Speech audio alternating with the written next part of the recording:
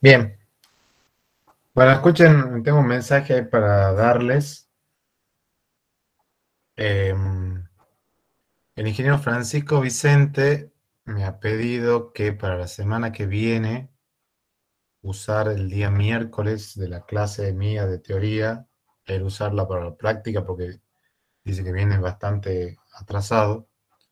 Así que bueno, hemos hecho un cambio ahí, ya se lo va a avisar él también, pero por lo pronto, el día miércoles de la semana que viene, en el mismo horario, ustedes tendrían también con Francisco ahí, ¿sí? Y bueno, debido a eso, la fecha, la altura donde estamos, etcétera, la clase anterior a que la pasada, digamos, eh, ha sido mostrar el examen para el que quería verlo, pero la anterior, hemos empezado con la unidad 4, hemos llegado hasta la mitad, más o menos, de la unidad 4, ¿sí? Lo que queda de la unidad 4 son recomendaciones para el tema este de llevar adelante el tema de la gestión de configuración de software, ¿sí? Lo pueden ver ahí de las diapositivas. Y me interesa más meterme con lo que es la unidad 5, que es una unidad comparada con la 4, mucho más compleja, más pesada, etcétera. Entonces me interesa dedicarle más tiempo a esa parte que lo que queda de la unidad 4. Así bueno, la unidad 4, la partecita esa que está faltando ahí, mírenla ustedes, si tienen alguna duda lo vemos, pero no creo que vayan a tener duda, pues son todas recomendaciones más que nada, y al final muestra cómo es un estándar que se pueda seguir para armar un plan de gestión de configuración de software, ¿sí? No, no hay nada más que eso, ¿está? Entonces hoy estaríamos empezando la unidad 5, que como les digo, es bastante más pesada que la 4 y bastante más larga que la 4, ¿sí? Bueno, acá les voy a compartir la pantalla, así vamos viendo esto.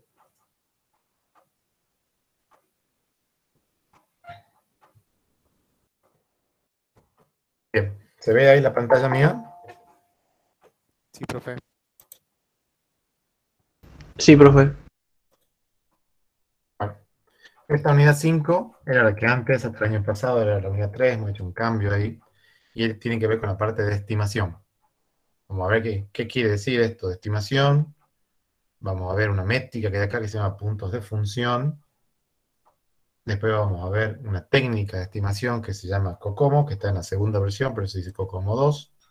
Y después vemos otra métrica que se denomina líneas de código fuente. Vamos a ver cuándo se usa cada una, qué quiere decir que usemos cada una de esas métricas, ¿sí? Entonces acá para ir metiéndonos con el tema este de estimación, acá aparecen, por ejemplo, algunas de las actividades que se llevan a cabo durante todo el proceso software. Y tienen actividades que tienen que ver con la gestión, tienen actividades que tienen que ver con el desarrollo, tienen actividades que tienen que ver con digamos, soporte o apoyo a todo lo que es, digamos, todo el proceso, ¿sí? Y si se fijan ahí, en lo que es el grupo de actividades de la gestión, una de esas tareas o actividades es lo que es la parte de estimación, ¿sí? Con eso nos vamos a meter en la unidad esta, en la 5, ¿tá? Entonces dice acá, bueno, una de las tareas más importantes que ustedes tienen que llevar adelante a lo largo de todo un proyecto de software tiene que ver con lo que es la administración de costos, ¿sí?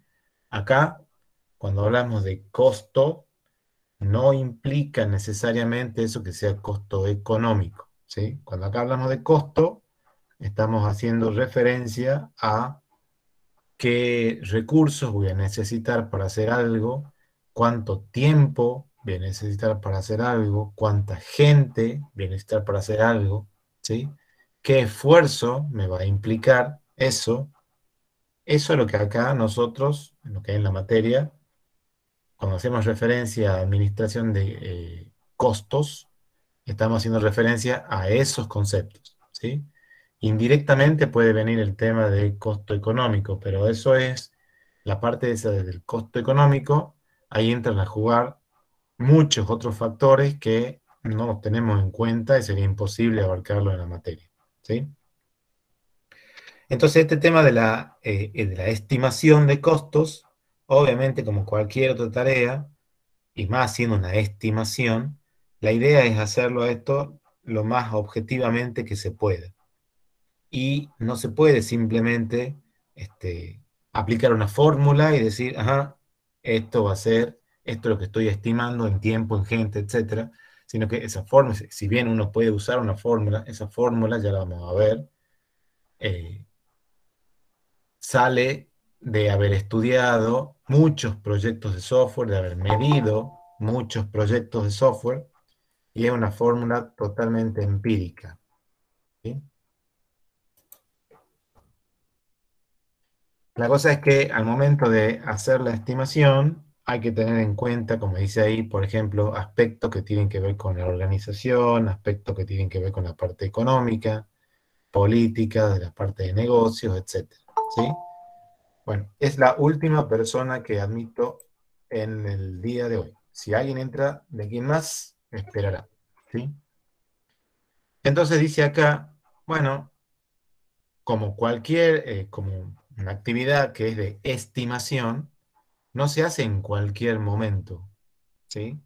Porque no tiene sentido que uno estime cuando va por la mitad de algo o cuando está al final.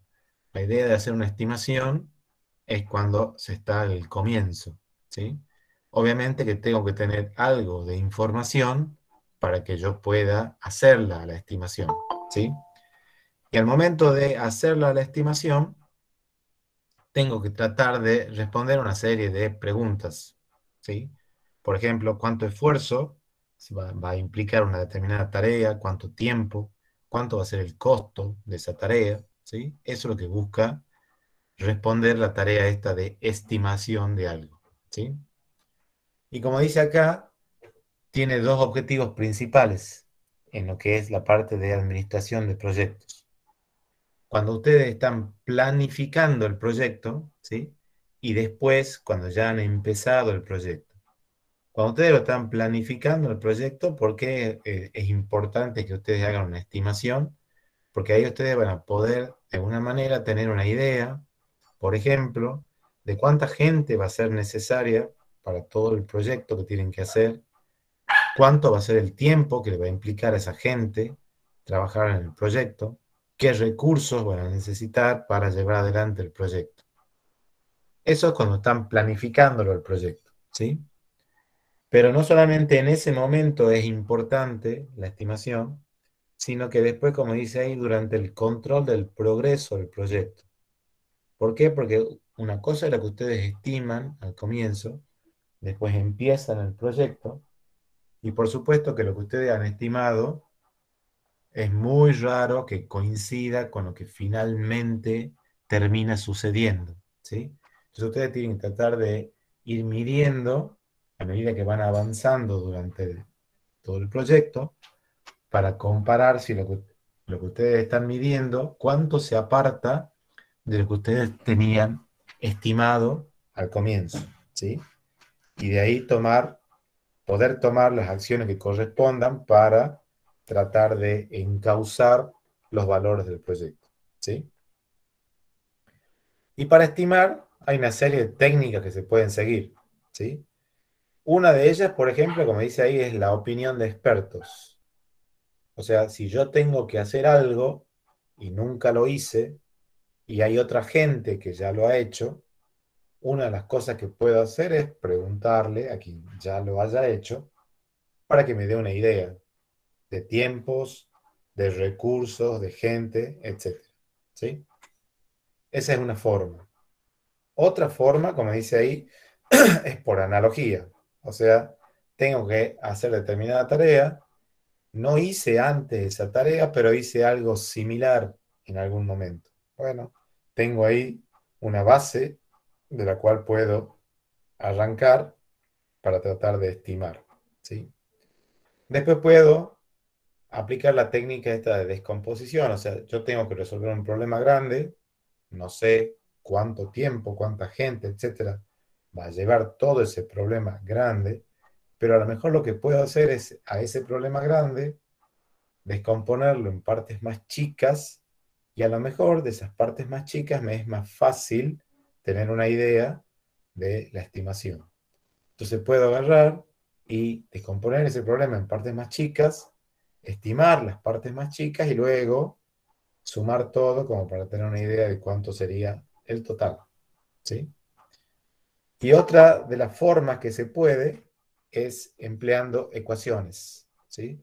Esto acá son fórmulas matemáticas. Todas estas fórmulas son empíricas, o sea, no tienen una demostración, no tienen de dónde salgan las fórmulas estas. Estas fórmulas salen luego de haber analizado, medido, no uno, sino muchos proyectos de software. ¿Sí? Y de ahí sale una ecuación que es la que más se acerca a modelar la situación de esos proyectos que se han medido ahí. De todas esas técnicas que se pueden usar, la que más ventajas da, las que son más precisas, ¿sí? Son las que emplean ecuaciones. Esa es la que vamos a ver acá nosotros en esta materia. ¿Sí? No vamos a ver el tema de analogía, descomposición, preguntarle a otra persona, sino el uso de ecuaciones. Y para esto hay una técnica que se llama así COCOMO, que viene en las siglas así de Constructive Cost Model o modelo constructivo de costos.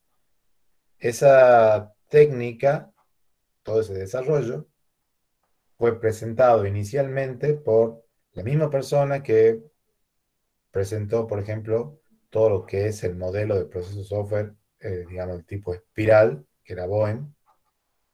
Y cuando esta persona, digamos, da a conocer la técnica esta de COCOMO, ¿sí? Después que él hace las mediciones en los proyectos, haciendo las estimaciones, empleando esta técnica, encuentra que esta técnica tiene más o menos un 20% de error en el 70% de los casos estudiados. ¿Sí? Y ese valor se considera un valor bueno para una técnica de estimación. ¿Sí? No es la única que hay, esta de COCOMO, es una de las tantas técnicas que hay para estimar un proyecto de software. ¿Sí? Es bastante conocida, a pesar que ustedes digan, bueno, yo no la conocía, pero en lo que es la parte académica, cuando uno habla de COCOMO, es muy conocida la técnica esta. ¿Sí? A su vez por la documentación que tiene, etc. La cosa es que más o menos por el año 81 sale la primera versión de COCOMO, ¿sí? Y obviamente la forma en que se desarrollaba software por esa fecha es muy distinta a la forma en que se desarrolla software al día de hoy. Entonces esta técnica de COCOMO ha ido evolucionando y al día de hoy está en la segunda versión, ¿sí? A esa primera versión de COCOMO, que sale así en esa, más o menos por el año 81, para que ustedes tengan una idea, ahí la forma en que se desarrollaba software, en la gran mayoría de los casos, era siguiendo un enfoque del tipo procedural, empleando lenguajes como C, Fortran, etc. Mientras que empieza a pasar el tiempo, sale un lenguaje que se llama ADA, es como el primero de los lenguajes que empieza a arrimarse a lo que es la parte de orientación a objetos, ¿sí? Y como dice ahí, más o menos alrededor de los 90, se producen otros cambios, no solamente en lenguajes, sino en otros aspectos que tienen que ver con la parte de desarrollo de software, ¿sí? Empiezan a aparecer el tema del uso de prototipos, armar o diseñar software, digamos, que se pueda reutilizar, lenguaje, aparecen las bases de datos, el lenguaje que las maneja, como SQL, el uso de herramientas case, etc. Todo eso lleva a que al día de hoy esté la segunda versión de Cocomo 2, ¿sí? La segunda versión de Cocomo, que es la que se denomina Cocomo 2. Y esta segunda versión de Cocomo está organizada en lo que se denominan modelos. Y tiene tres modelos, ¿sí? que son esos que aparecen ahí: composición de aplicación, diseño temprano y post-arquitectura.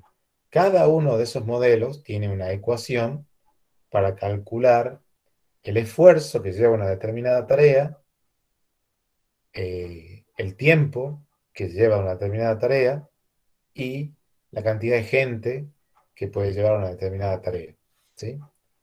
Van cambiando las ecuaciones. Si ustedes se fijan ahí, donde dice composición de aplicación, que es el primer modelo, dice, ese modelo se utiliza durante las primeras etapas, que cuando ustedes están armando prototipos, por ejemplo, para entender el problema, ¿sí?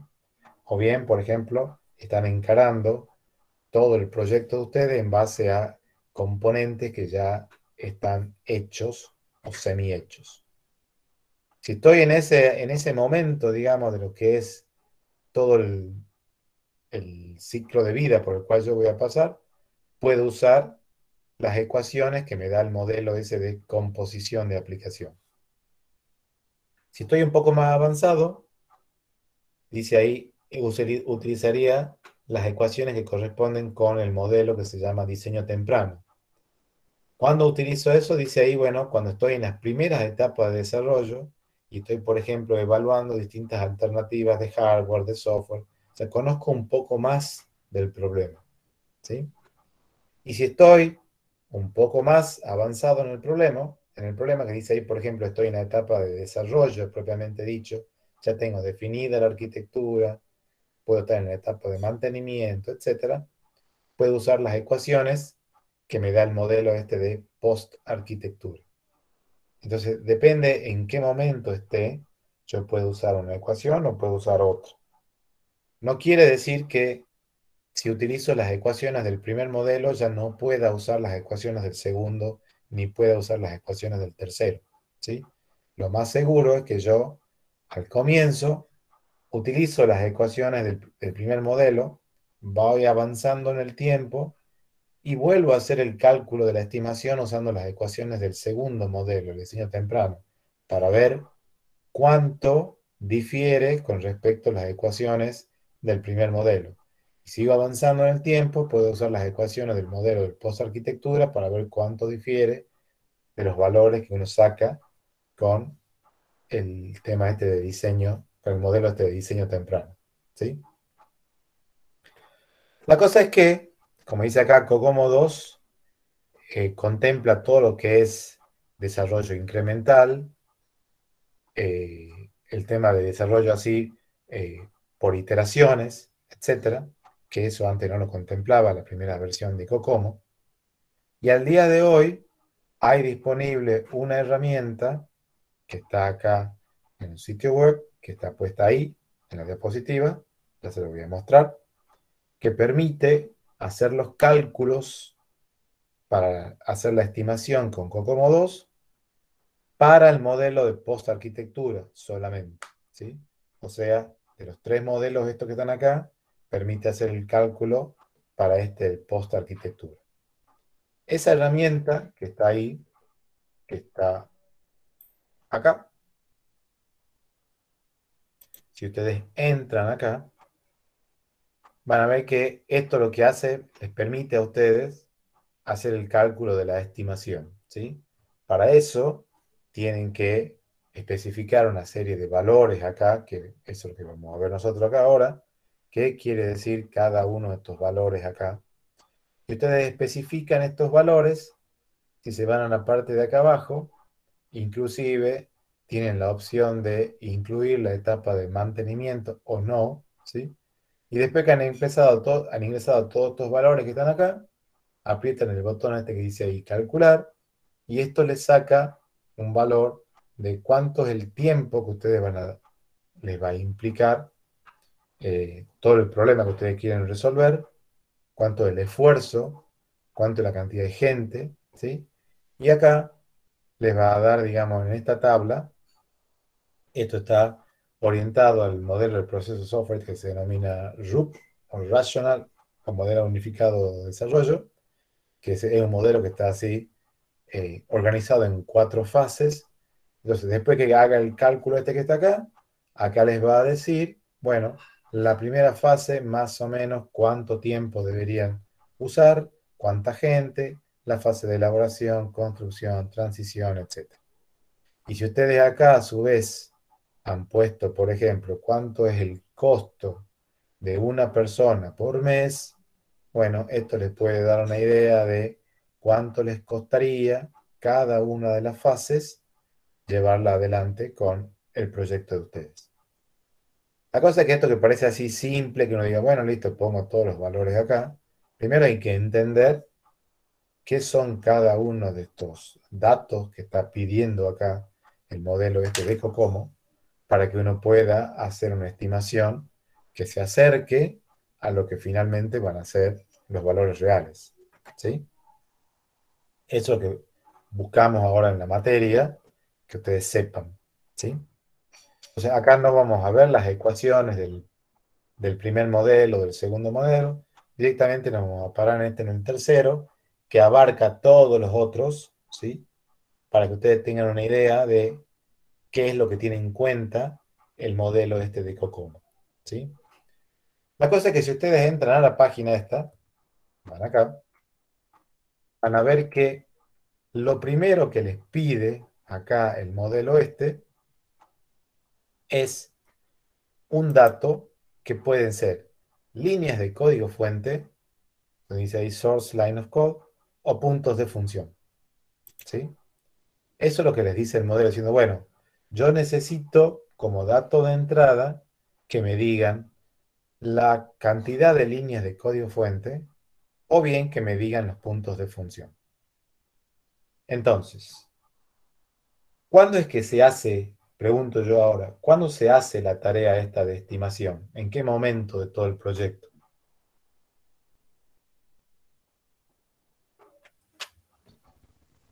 Al inicio, lo que dijo profe. Al principio, profe. Bien, si no lo hubiera dicho, es al inicio, pero si no lo hubiera dicho, ¿sí? Cualquier tarea de estimación, si ustedes tienen que estimar cuánto tiempo les va a llevar pintar una pared, y eso lo tienen que hacer antes de pintarla la pared, ¿sí? No pueden, no tiene sentido que lo hagan cuando ya han terminado de pintarla la pared, o cuando vayan por el medio, ¿sí? Entonces, cualquier tarea de estimación se hace al comienzo, ¿sí? Entonces, si esto yo lo hago al comienzo, y me dice acá, bueno, yo necesito saber, eso que me pregunta Cocomo, la cantidad de líneas de código fuente o la cantidad de puntos de función.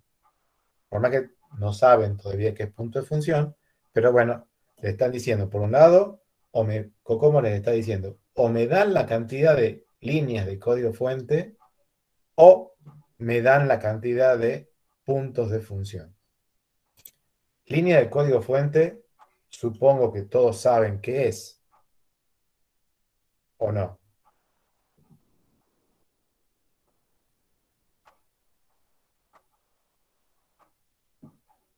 Sí, profe. Bien. ¿Cuántas líneas de código fuente tengo al comienzo? 0.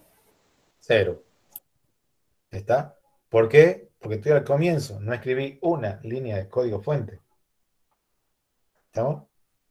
Entonces, yo aquí no le puedo decir a Cocomo, bueno, estas son las líneas de código fuente que tengo. ¿Por qué? Porque no tengo esa información, estoy al comienzo. ¿Sí?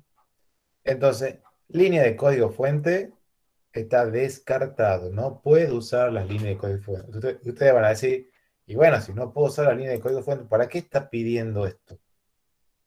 Porque ya vamos a ver que a las líneas de código fuente no las tengo porque no escribí una línea de código fuente. Pero sí puedo estimarlas a las líneas de código fuente. Cocomo no permite estimar líneas de código fuente. Eso lo hace otra técnica. ¿Sí? Pero supongamos que yo la estimara las líneas de código fuente y digo, bueno, acá más o menos van a haber 10.000 líneas de código fuente. Entonces puedo entrar acá a Cocomo diciéndole, bueno, voy a usar como dato de entrada las líneas de código fuente. La cosa es que si no las tengo a las líneas de código fuente, lo otro que puedo especificarle a Cocomo es lo que se denomina puntos de función. ¿sí? Pero si uno vuelve acá a la diapositiva, es lo que está diciendo acá. O le especifico las líneas de código fuente o le especifico puntos de función. Y ahí entre paréntesis dice puntos de función sin ajustar. Eso es lo que vamos a ir viendo nosotros acá, ¿sí? Los puntos de función pueden estar ajustados o pueden estar sin ajustar. La cosa es que Cocomo 2 me pide los puntos de función sin ajustar, ¿sí? Entonces, por ahí donde vamos a empezar ahora, ¿sí? Viendo qué es esto de los puntos de función sin ajustar, para que le podamos decir a Cocomo, bueno, ya tengo el cálculo de los puntos de función sin ajustar. ¿Se entiende la idea hasta acá de esto? Sí, profe. Sí, profe. Bien, profe. Sí, profe. Bien. Entonces dice acá, bueno, ¿qué es esto de los puntos de función sin ajustar? Esto yo les aclaro a todos, antes que me olvide de decirles, ¿sí? Esto, puntos de función y Cocomo, son dos de los temas de la materia, ¿no? O sea, no lo tomen como, bueno, esto está al final. ¿Qué pueden llegar a preguntar sobre esto? Poco y nada, porque es lo que último que hemos visto en la materia. Estos son dos de los temas de la materia, así que la duda que ustedes tengan acá, no lleguen con esa duda al examen, porque en los exámenes parciales y finales siempre se pregunta esto, ¿no? Siempre. No es que muy de vez en cuando. ¿Está? Entonces dice acá, bueno, ¿qué es esto de los puntos de función? Dice acá, mide el tamaño del software teniendo en cuenta la funcionalidad que ese software le entrega al usuario, ¿sí? Y es totalmente independiente de la tecnología que se utilice para eso. Ahora te dice, bueno, ¿y qué quiere decir esto de que vamos a tener en cuenta la funcionalidad? Cuando ustedes toman un problema cualquiera, supongamos que sea su problema sea un sistema de compra-venta, ¿sí?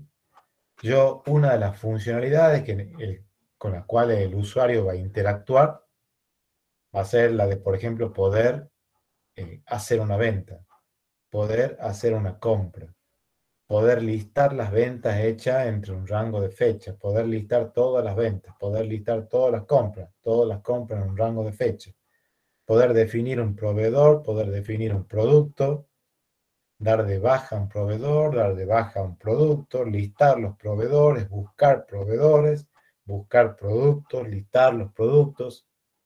Todo eso son las funcionalidades, ¿sí? Y punto de función no tiene en cuenta con qué tecnología está hecha esa funcionalidad. Él lo único que dice es, bueno, acá el usuario necesita, por ejemplo, poder listar los proveedores.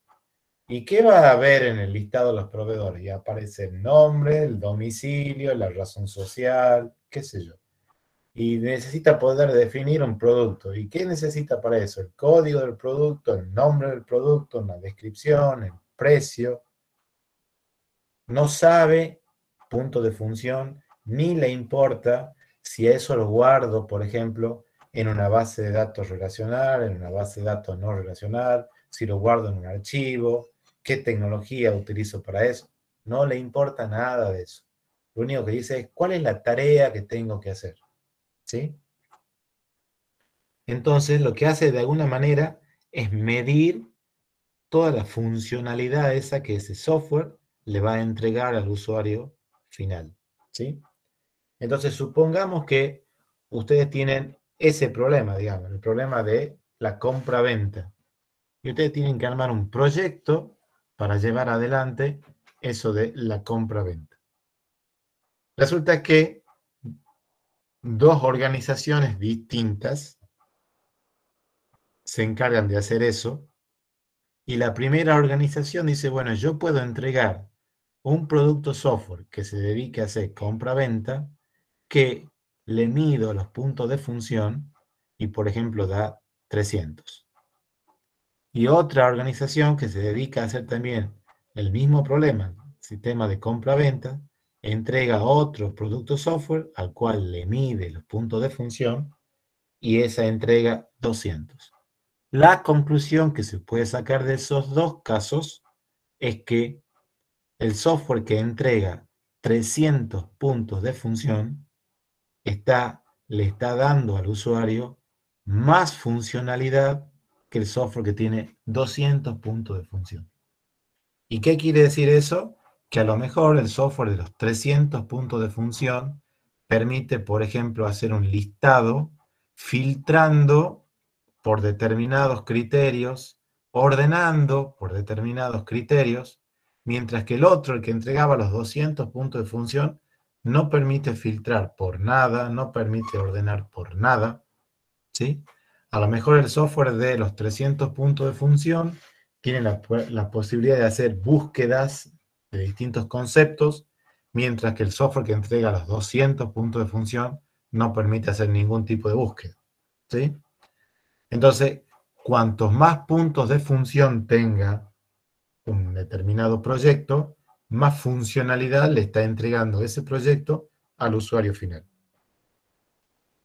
¿Se entiende el concepto ese de qué es la funcionalidad que estamos hablando acá? Sí, profe. ¿Sí? Bien. Y acá les aparece el concepto este de a qué se le denomina métrica, ¿sí? Y dice ahí, es una medida cuantitativa, o sea, tiene un valor, y esa medida indica el grado en que, por ejemplo, un sistema tiene un determinado atributo, ¿sí? Entonces, por ejemplo, si lo que ustedes están considerando es una pared, atributos de una pared sería el largo, el ancho, el espesor, ¿sí? Entonces, esos serían atributos que tiene ese concepto de la pared. Y cuando ustedes le midan, y bueno, y la métrica, por ejemplo, sería de la pared, que ustedes definan métrica que les sirva para una pared, sería medir el largo de una pared, medir el ancho de una pared, medir el espesor de una pared, ¿sí? Y lo más seguro que, por ejemplo, para hacer una casa, a ustedes no les interese medir el color de la pared, porque eso va a ser independiente a cómo la diseñe la casa, ¿sí? La cosa es que punto de función también es una métrica, ¿sí? Y lo que está midiendo esa métrica son atributos del software. Ahora, al software no le puedo medir el largo, el ancho, el alto, el espesor. Al software, una de las cosas que le mido son los puntos de función, ¿sí? Entonces, trato de alguna forma de medirle cuántos puntos de función tiene un software. Según eso, yo voy a tener una idea de cuánta funcionalidad le está entregando ese producto software al usuario o cliente final, ¿sí? Ahora, ¿cómo hago para medir esos puntos de función? Acá esta técnica, para que uno pueda medir esos puntos de función, utiliza 5 conceptos, ¿sí? Acá a nosotros en la materia no nos interesa que ustedes se aprendan las siglas estas de memoria. Si las saben, bien. Si no las saben, mala suerte. Pero sí que sepan el concepto de esto que está acá, ¿sí? Por un lado están lo que se denominan ILF, después están los EIF. A eso, si quieren, en lugar de aprendérselo con las siglas de ILF y EIF, pueden decir archivo interno o archivo externo directamente. Y después están lo que se denominan entradas, salidas y consultas, ¿sí? Entonces, lo primero que tengo que hacer para empezar a contar esos puntos o medir esos puntos de función es decir, bueno, ¿cuáles son los archivos internos que voy a tener acá en mi proyecto? ¿Cuáles son los archivos externos que voy a tener? ¿Cuáles van a ser las entradas? ¿Cuáles van a ser las salidas? ¿Cuáles van a ser las consultas? Eso es lo primero que tengo que hacer, ¿sí? Cuando yo diga, bueno, tengo todo este grupo de archivos internos, todo este grupo de archivos externos, estas son las entradas, estas son las salidas, estas son las consultas, lo que tengo que hacer es a cada uno de esos conceptos analizarle la complejidad. Cada uno de esos 5 conceptos su complejidad puede ser baja, media o alta. Ya vamos a ver cómo se determina eso, ¿sí? Entonces, cuando yo digo, bueno, tengo ahora 5 archivos internos de complejidad baja, un archivo de complejidad media, un archivo de complejidad alta, a lo mejor no tengo archivos externos, después tengo 10 entradas de complejidad baja, 5 de complejidad media, una de complejidad alta. Bueno, cuando tenga todo eso, de alguna manera tengo que contarlo a todo eso y eso es lo que me va a dar los puntos de función sin ajustar. Ya vamos a ver cómo se hace eso. ¿Se entiende la idea de esto? ¿Hasta acá? Sí, profe. Bien. Sí, profe. Sí, profe. Entonces, para ver el primero de los conceptos de esto de a qué se le denomina o qué es un archivo interno o ILF. Acá aparece la definición a esta técnica, digamos, a esta y métrica de punto de función, la propuso un tipo llamado Albrecht, ¿sí? Y esto viene del año más o menos, psicocomo del año 80, punto de función viene del año 70. Entonces acá ustedes se van a encontrar con alguna terminología que ya no se usa, pero bueno, así es como estaba propuesta la técnica esta de punto de función, ¿sí? Entonces dice acá, bueno, ¿a qué se le denomina archivo interno? Y esa la definición, esa que está puesta ahí, es la definición que ustedes van a encontrar si ustedes leen qué es esto de punto de función. Y dice ahí, es un grupo de datos lógicamente relacionados, identificables por el usuario, que residen completamente dentro de los límites de la aplicación y son mantenidos a través de entradas externas. Si ustedes leen eso, van a decir, ajá, no entendí nada. Bien. ¿Qué quiere decir eso? Supongamos que ustedes digan, vamos de vuelta al sistema ese de compra-venta que yo estaba diciendo recién. Ustedes van a tener por un lado los proveedores, por otro lado los productos, por otro lado las ventas que ustedes hagan, por otro lado las compras que ustedes hagan, ¿sí? Y bueno, en algún lado ustedes van a tener que guardar todos los productos que ustedes venden. En algún lado van a tener que guardar cuáles son sus proveedores. En algún lado van a tener que guardar las ventas, las compras. Esas compras, esas ventas, esos proveedores, esos productos se guardan en los ILF, en archivos. Acá no importa que uno diga, pero yo no lo estoy guardando en archivo, lo estoy guardando en una base de datos. Es el lugar donde los guardo. Acá le llamamos archivo eso, independientemente sea un archivo de texto, un archivo con otro formato, que sea una base de datos, no importa eso. Acá todo eso le llamamos archivo, ¿sí? Y dice que son esos, todos esos datos, dice, residen completamente dentro de la aplicación. O sea que la aplicación mía es la que se encarga de mantener esos archivos. O sea, se encarga de crear algo nuevo dentro de esos archivos, o borrar algo de esos archivos, o tomar algo de esos archivos y modificarlo. Es mi aplicación quien se encarga de todo el mantenimiento de esos archivos, ¿sí? Y por eso dice ahí que los archivos internos tienen una cierta estructura, ¿sí? Y son mantenidos internamente por el sistema. ¿Está? ¿Qué puede tener, por ejemplo, adentro un ILF? Datos del negocio, por ejemplo, ¿sí? Ahí dice, por ejemplo, datos de los clientes, como qué sé yo, nombre, dirección, teléfono, lo que sea. Reglas, por ejemplo, que uno diga, bueno, ¿con qué criterio? Como dice ahí, yo sé, si estoy haciendo, por ejemplo, un sistema que lo que hace es medir o controlar, por ejemplo, el ingreso y egreso de los empleados.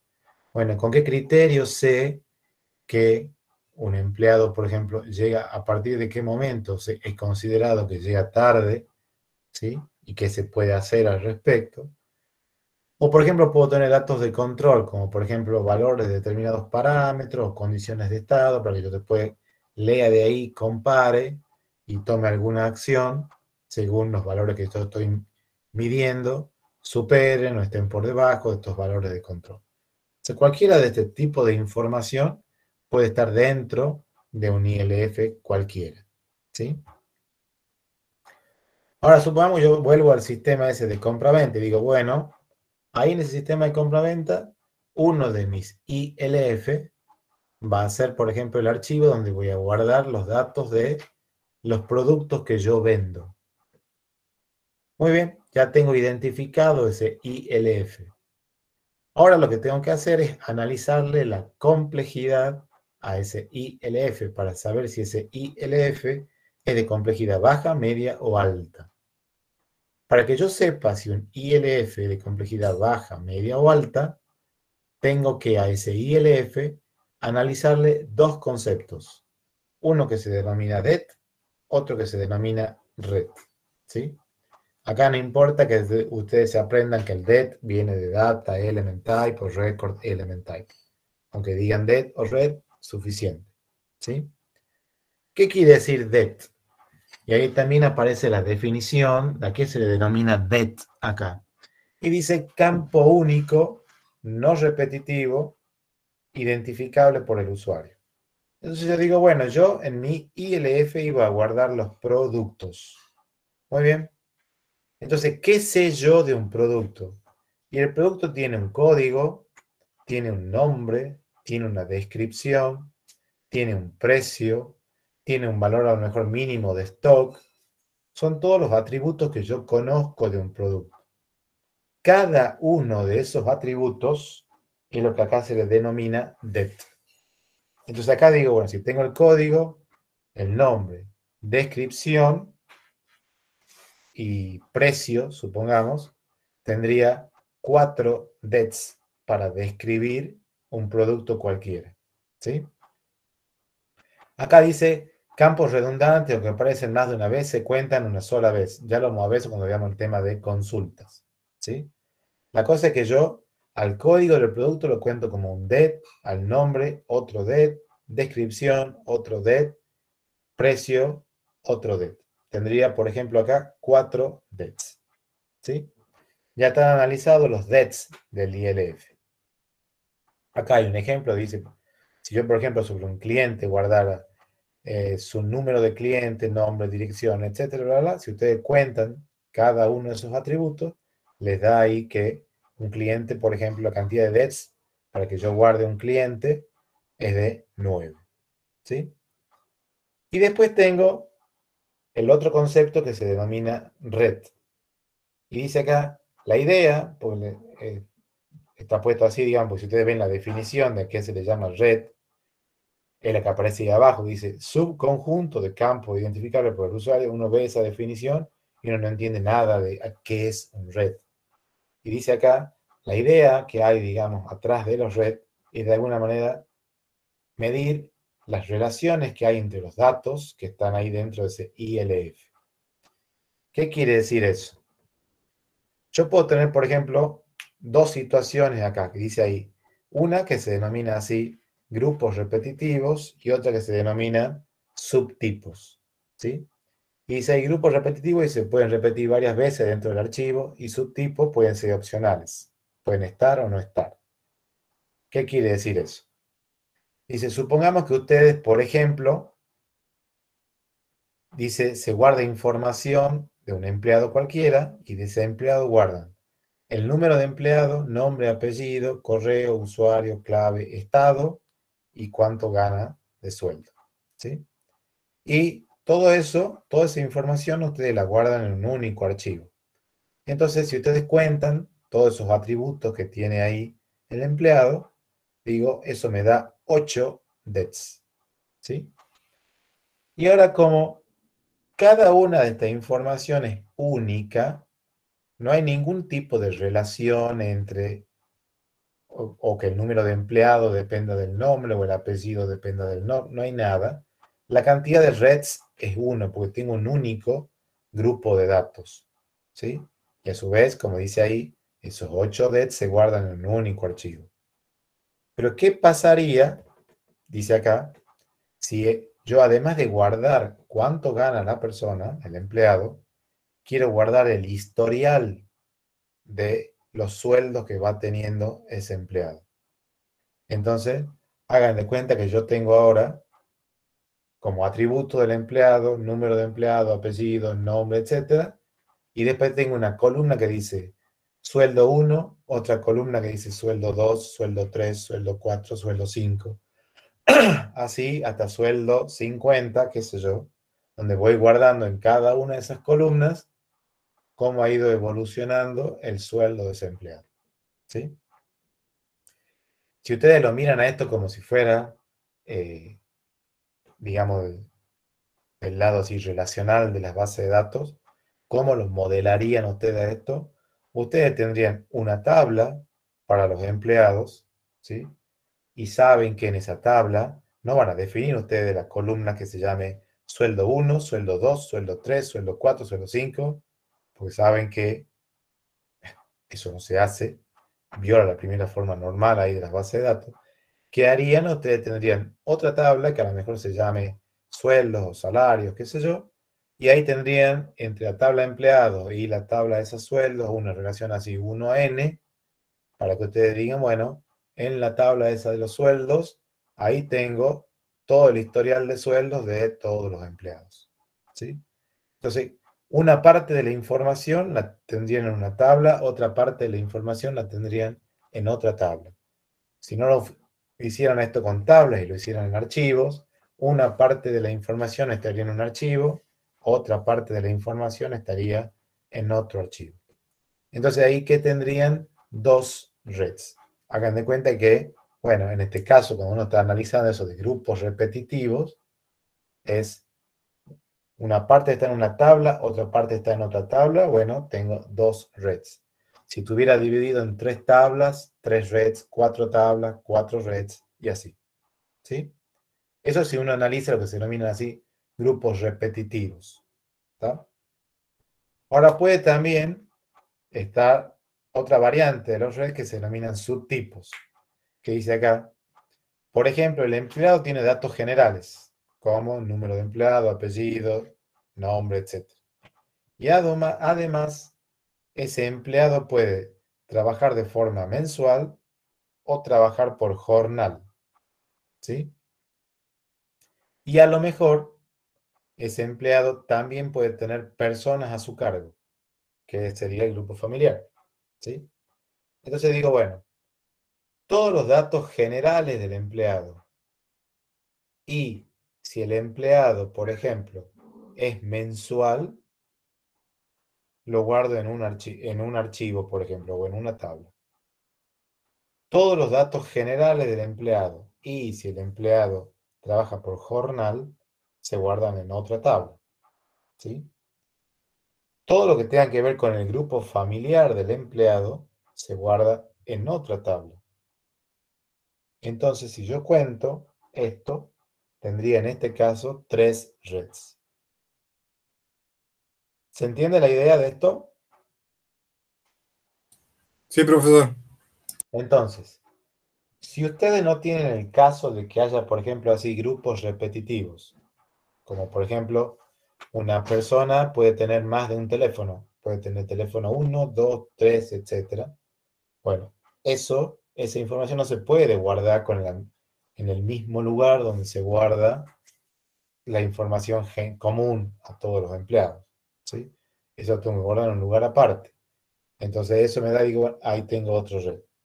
Supongamos que ustedes no tengan grupos repetitivos, ¿sí? Tienen que ver diciendo, ajá, y acá hay algún tipo así de jerarquía, así de supertipo, subtipo, o sea, relaciones del tipo padre-hijo, por ejemplo. Si la respuesta es sí, ahí tendrían, por ejemplo, redes por los distintos subtipos. Si la respuesta es no, no tendrían redes por eso. Entonces, si uno ve el ejemplo ese que estábamos viendo de los productos, uno digo, ajá, ¿y qué tiene un producto? Un código, un nombre, una descripción y un precio. Muy bien. A todo eso lo puedo guardar en un único archivo. Entonces tendría un red. Si a mí me interesara llevarle el historial de cómo va evolucionando ese producto en cuanto a su precio, ahí tendría dos redes. En un lado voy a guardar toda la información común del producto y en otro lado voy a guardar cómo ha ido evolucionando en cuanto a precio. ¿Sí?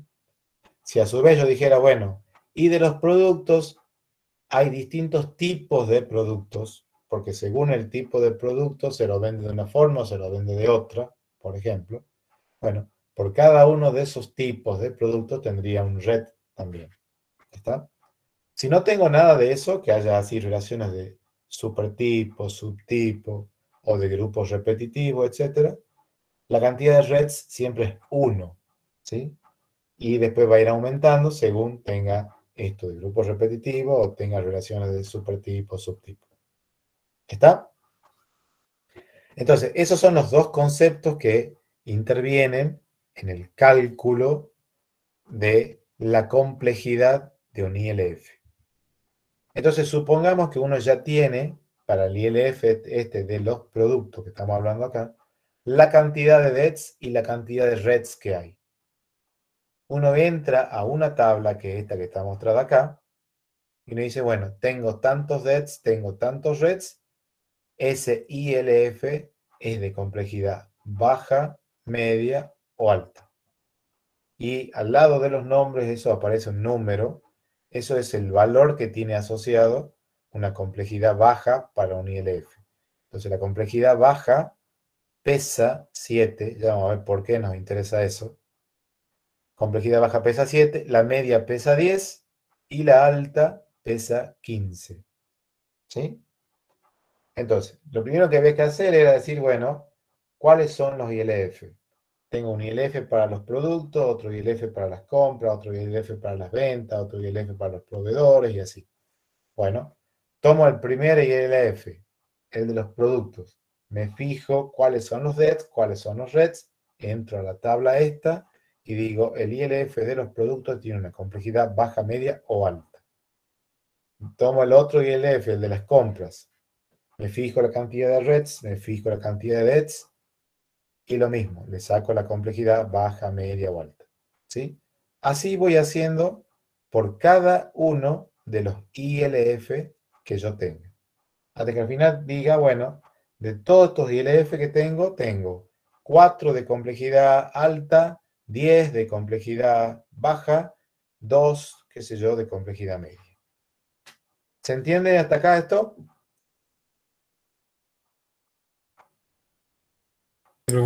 Sí, ¿Sí? sí, profe. Bien. Sí. Después está el segundo de los conceptos que están acá, que es el que se denomina EIF. Que eso, si quieren, pueden aprenderse con el nombre de archivo externo. ¿Sí? ¿Cuál es la diferencia entre un archivo interno, que era el que estábamos viendo recién, y el archivo externo? El archivo externo es mantenido por otra aplicación, no por la mía. Pero yo lo necesito a ese archivo para, por ejemplo, hacer una consulta y según eso hacer un determinado cálculo. ¿Sí? Entonces, ese archivo que tiene una serie de datos que lo mantiene otro sistema, no el mío, o sea, otro sistema el que se encarga de crear cosas ahí, borrar cosas de ahí o modificar cosas de ahí, pero yo lo necesito para leerlo. Ese archivo para mi sistema es un archivo del tipo así que se denomina externo. ¿Sí? Por eso dice ahí en la segunda viñeta, un archivo externo es un ILF para la otra aplicación, no para la mía. ¿Sí? Y ustedes dicen, bueno, y si la otra aplicación es la que se encarga de escribirlo, borrarlo, modificarlo, y yo no hago nada con eso, lo único que hago es leerlo, ¿por qué lo tengo que tener en cuenta acá yo para calcular los puntos de función? Porque yo lo tengo que leer al archivo. Y si lo tengo que leer, tengo que procesarlo al archivo ese. ¿Sí? Y no me da lo mismo leer de un archivo que sobre un determinado concepto guarda 3 atributos o guarda 20 atributos. Si esos archivos están, si todos esos datos de un determinado concepto tienen una relación así, lo que veíamos recién de supertipo, subtipo, o tienen relaciones del tipo grupos repetitivos. Cuantas más cosas de esas tenga, más difícil es leerle el contenido de ese archivo. ¿Está? Y como yo lo tengo que leer para hacer algún tipo de operación con mi sistema, a ese archivo yo lo voy, de alguna manera tengo que verle cuál va a ser su complejidad. ¿Sí? El tema es que para los archivos externos, si yo le quiero calcular la complejidad, se calcula de la misma forma que para los archivos internos. O sea, tengo que tener en cuenta sus dets y sus rets. Y entro a la misma tabla que veíamos recién y saco la complejidad de los archivos externos. ¿Está? Si mi aplicación no necesita de ninguna información que le dé otro sistema, la cantidad de EIF, o archivos externos, es igual a 0. ¿Sí? Y si mi aplicación necesita referenciar archivos que lo mantiene otra aplicación, bueno, ahí tengo que ver cuáles son esos archivos y hacerle el cálculo de la complejidad. ¿Está? ¿Se entiende qué son los archivos internos y los archivos externos? Sí, profe. Bien. Vamos con el tercero de los conceptos, lo que se denominan entradas externas, o EI. ¿Sí? Si ustedes ven ahí la definición, dice, es un proceso mediante el cual los datos atraviesan los límites de la aplicación desde afuera hacia adentro.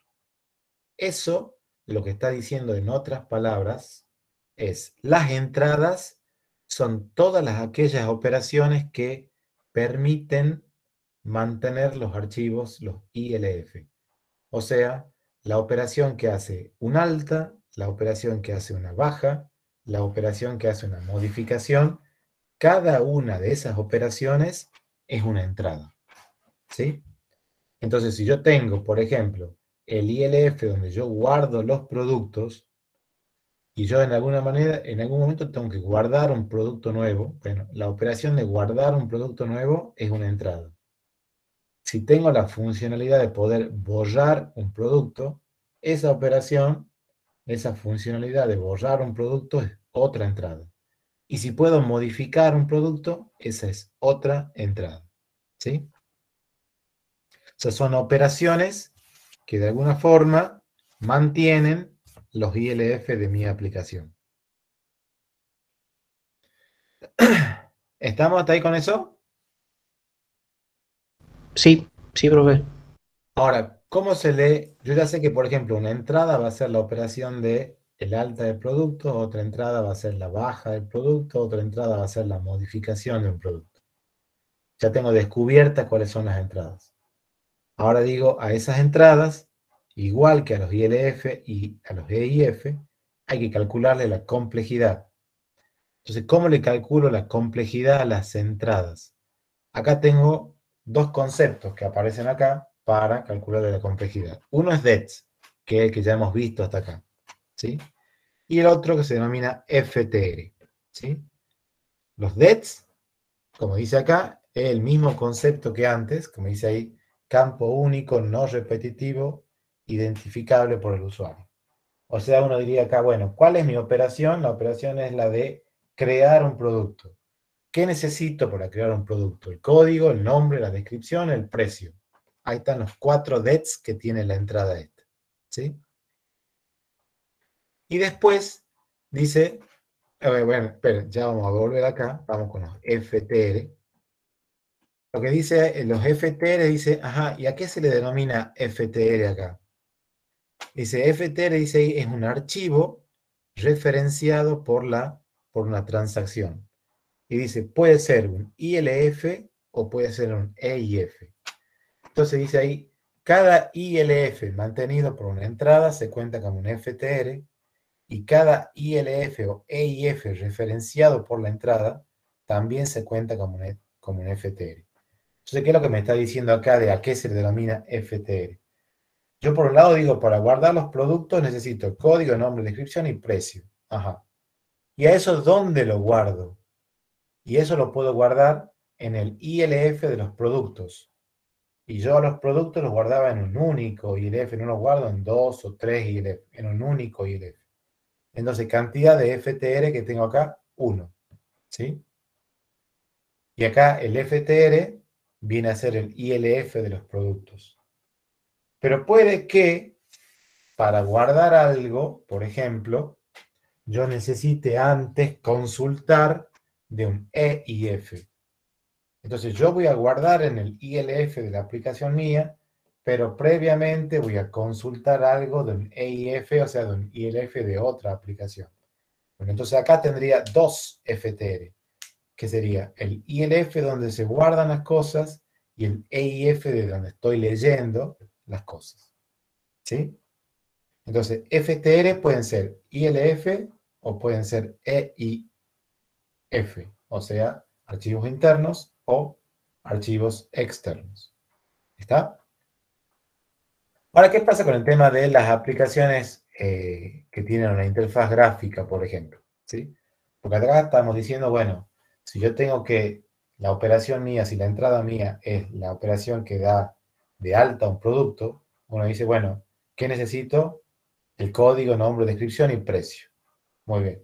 Ahora, ¿qué pasa si yo a eso lo estoy por hacer con una aplicación gráfica? ¿Sí? Entonces dice ahí, en algún momento, en algún lado de esa aplicación gráfica, por ejemplo, van a aparecer una serie de componentes.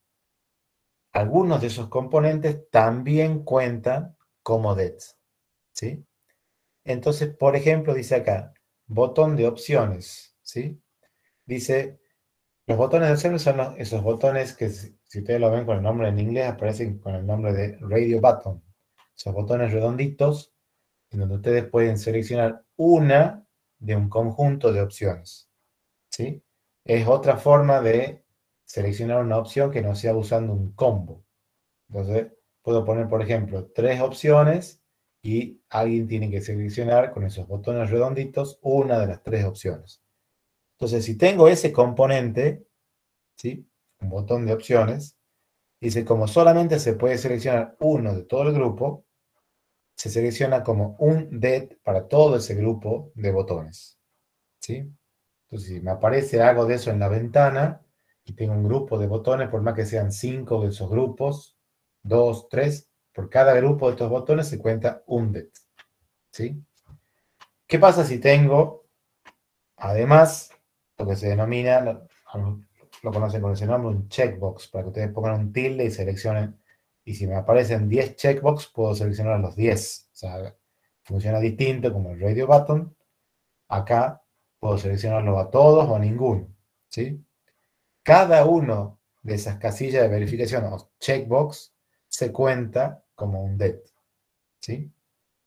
Después puede aparecer en la ventana un botón. Y dice acá, se cuenta como det si el botón va a hacer alguna acción que tenga que ver con agregar, borrar o modificar. Entonces, si tengo el botón, por ejemplo, que cuando yo le dé clic al botón ese, se guarde toda la información que yo he llenado ahí en la ventana, ese botón cuenta como un det. Si hago clic en un botón que me permite de alguna manera borrar algo que yo haya seleccionado, ese botón cuenta como det también. Ahora, si tengo un botón que, por ejemplo, lo que hacía era cerrarla a la ventana, bueno, ese botón, como no tiene que ver con crear algo, modificar algo o borrar algo, ese botón no cuenta como det. ¿Sí? Si tuviera un botón, por ejemplo, que tenga que ver con ayuda, ese botón tampoco cuenta como det. O sea, solamente cuentan como dets aquellos botones que están relacionados con la funcionalidad de crear algo, borrar algo o modificar algo.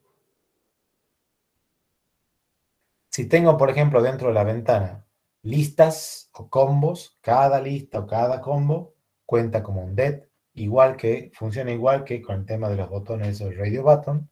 Por cada grupo se cuenta uno, acá por cada lista o combo se cuenta uno. Si hay, por ejemplo, iconos o imágenes, ¿sí? Cada imagen, cada icono cuenta como un det. Si hay, por ejemplo, archivos de sonido, cada archivo de sonido cuenta como un det. Entonces, por ejemplo, bueno, y acá lo último, si llega a haber mensajes que ustedes muestran en la pantalla, hay 3 tipos de mensajes. Ustedes pueden mostrar mensajes que tengan que ver con alguna condición de error o para confirmarles una determinada acción o para avisarles de algo, ¿sí?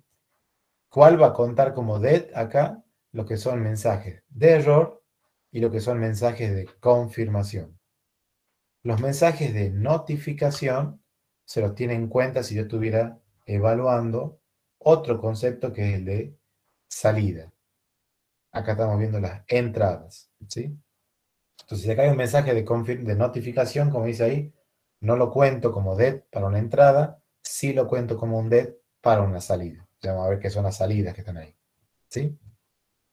Entonces, por ejemplo, ustedes ven ahí esa pantalla que tiene en la primera parte todos estos checkbox que están acá. Si ustedes lo cuentan, tengo 1, 2, 3, 4, 5, 6 checkbox. Cada uno de estos, a su vez, cuenta como un dead.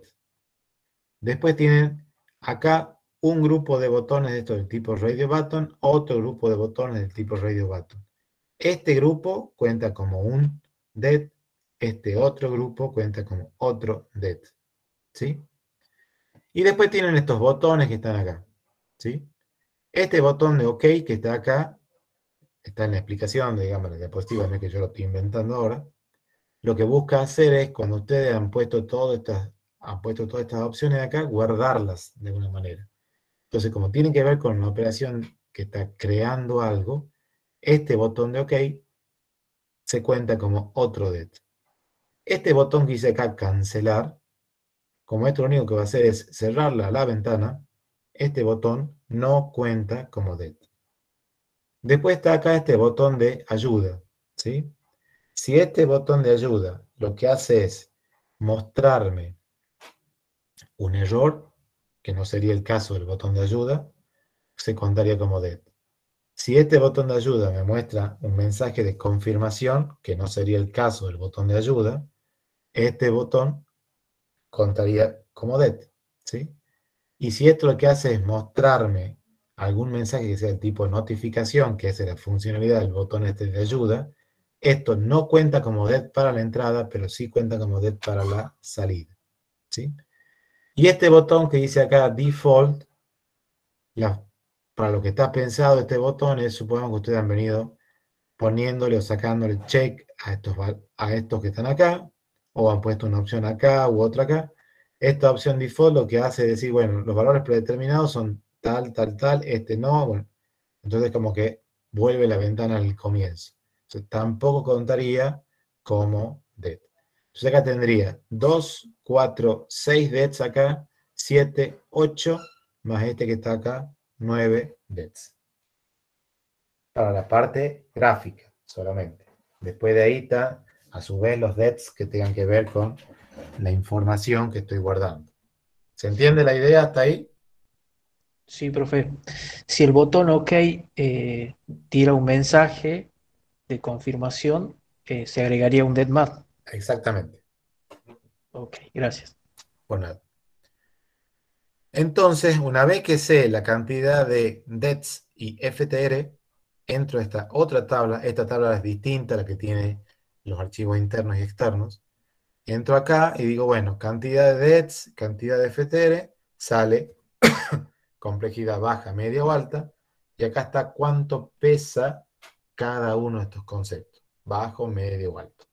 ¿Sí? Esto es lo que yo debería hacer por cada una de las entradas. O sea, todas las operaciones que sean alta, baja o modificación de algo, tengo que hacerle este análisis, entrar a estas tablas y decir cada una cómo es su complejidad. ¿Sí? Después están lo que se denominan salidas externas. Este es el cuarto de los conceptos. ¿Sí? No es que estén así en orden es el orden que está puesto en la diapositiva, pero no porque sea la prioridad eso. ¿Está? Y dice acá, una salida, dice un proceso mediante el cual se muestran datos derivados que salen de la aplicación. Y si esos datos se pueden obtener, por ejemplo, de uno o más ILF o se pueden obtener de uno o más EIF. Y adicionalmente, una operación de esta de salida externa puede o podría modificar un ILF. ¿Qué quiere decir todo esto que está acá? Por un lado, ustedes tenían la operación de, por ejemplo, crear un producto, borrar un producto, modificar un producto. Ahora, ¿qué pasa si yo quiero, por ejemplo, mostrar los productos? ¿Sí? Ahí no estoy ni creando, ni borrando, ni modificando. Entonces, esa operación puede ser considerada una salida. ¿Sí? Ahora dice acá que la salida, dice, muestra datos derivados. Supongamos que o sea, ¿a qué se le denomina datos derivados? Supongamos que, bueno, yo no estoy viendo ahora los productos, sino estoy viendo los empleados. Y de los empleados yo como información tengo número de empleado, apellido, nombre, para hacerlo corto esto, fecha de nacimiento. ¿Sí? Entonces digo yo, bueno, quiero ver los empleados que tengo guardados. Si yo lo que quiero ver de los empleados es número de empleado, apellido, nombre y fecha de nacimiento, ¿sí? Esa operación puede ser considerada una salida o puede ser considerada una consulta. Ya lo vamos a ver en la que viene a continuación, la consulta. Es lo mismo, nada más que la diferencia en que salida y consulta es, ¿y qué pasa si yo del empleado, en lugar de ver número de empleado, apellido, nombre y fecha de nacimiento, quiero ver número de empleado, apellido, nombre y la edad? Yo no tengo guardada la edad, ¿sí? Yo tengo guardada la fecha de nacimiento.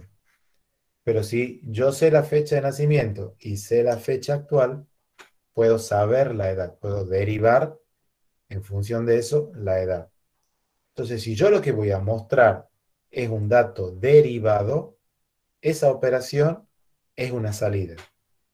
Si yo lo que voy a mostrar es la información tal cual la tengo guardada, eso es una consulta. Esa es la primera diferencia que hay entre una salida y una consulta. ¿Sí? Entonces, si yo no voy a mostrar nada distinto a lo que yo tengo guardado, eso es una consulta o podría ser también una salida. Queda a criterio mío que yo lo cuente como salida o que lo cuente como consulta. ¿Sí? Lo que no puedo hacer es contarlo dos veces, salida y consulta.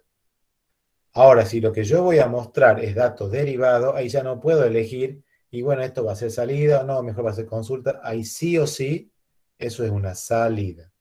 ¿Sí? Y la otra diferencia que hay entre una salida y una consulta es que una salida podría llegar a modificarlo al ILF, mientras que una consulta nunca modifica un ILF. Entonces, depende que esté por consultar o mostrar, yo a eso lo voy a considerar una salida o lo voy a considerar una consulta. Lo considero salida si lo que yo muestro no es lo que yo tenía guardado, sino en base a lo que tenía guardado, muestro eso más otra cosa. Ahí eso es sí o sí es una salida. Si muestro tal cual lo tenía, es una consulta. Si la operación modifica el ILF, sí o sí es una salida. Y si no modifica, puede ser una consulta o puede ser una salida. ¿Sí?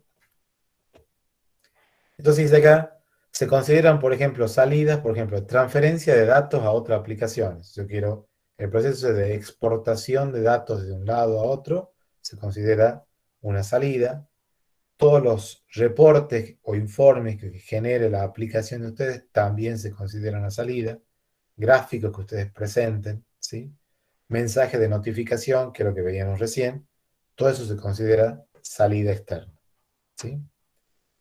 Ahora, ¿cómo le calculo la complejidad a una salida externa? Igual que hacía con las entradas, acá tengo que tener en cuenta los DETs y los FTR, ¿sí? Los DETs va a ser lo mismo concepto que antes. Digo, bueno, ¿qué quiero mostrar acá? Y quiero mostrar el número de empleado, apellido, nombre y fecha de nacimiento. Bueno, tengo 4 atributos que quiero mostrar, tengo 4 DETs. Ajá, ¿y eso de dónde lo saco? De un archivo, o sea, de un ILF, de 2 ILF, de 3 ILF, de un ILF más un EIF, O sea, de donde yo saque, de cada lugar de donde yo saque la información para mostrar lo que tengo que mostrar, cada uno de esos lugares cuenta como un FTR. ¿Sí? Entonces entro a la tabla que está acá y digo, bueno, cantidad de FTR, cantidad de DETs, todo eso cuenta y llego, entro a la tabla esa ahí, perdón, y saco la complejidad baja, media o alta. ¿Sí? Y el último, este es las consultas externas, que era el que estábamos hablando acá. ¿Sí? Entonces está acá, no mantiene ningún ILF, ¿sí? Y lo que se encarga de esto es mostrar datos que tengo guardados en un ILF o un EIF. ¿Sí? Acá dice, bueno, ¿qué cosas se le pueden considerar consultas? Por ejemplo, cuando ustedes buscan datos o menús que ustedes tengan diseñados, pantallas de conexión, por ejemplo, las ayudas que ustedes tuvieran, ¿sí? Tutoriales que tuvieran armado en la aplicación de ustedes, cada uno se va a contar como una consulta. ¿Sí? Y acá lo mismo que tener en cuenta los DETs y los FTR. Acá, ¿qué puede pasar ahora en la consulta? Que ustedes digan, tengo una operación que, por ejemplo, diga, bueno, mostrar todos los clientes cuyo apellido sea Pérez. Ajá, ¿y qué muestro del cliente? Y muestro el número de cliente, apellido, nombre y fecha de nacimiento. Entonces, si ustedes se fijan y dicen, bueno, ¿qué necesita la operación para trabajar? El apellido. ¿Y qué muestra la operación? Número de cliente, apellido de nuevo, nombre y la fecha de nacimiento. Como el apellido aparece en la entrada y en la salida, hay que contarlo una única vez. ¿Sí? De ahí viene esto de la definición de DER que decía campo único, no repetitivo, identificable por el usuario. Entonces, si un mismo dato está en la entrada, o sea, en lo que necesita la tarea, y en lo que muestra la tarea, se lo cuenta una única vez a eso como DET. La cosa es que entro acá a esta tabla y digo, tengo tantos DETs, tengo tantos FTR, y bueno, sale la complejidad baja, media o alta. ¿Está entendido eso hasta acá? Sí, profe. Bien. Ahora, si ustedes se fijan en cada una de estas tablas, esta es la tabla para la complejidad de las consultas, esta era la tabla para la complejidad de las salidas, esta es la tabla para la complejidad de las entradas, ¿sí? Fíjense que acá las columnas estas que alguien que tiene activado el micrófono ahí, pónganlo en silencio.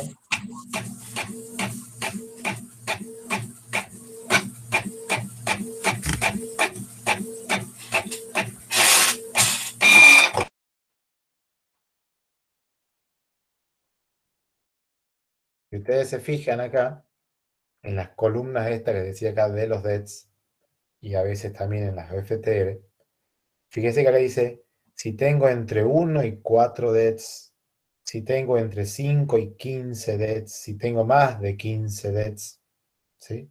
Nunca pierdan de vista que acá esto es, estamos haciendo por hacer, digamos, una estimación con todo esto.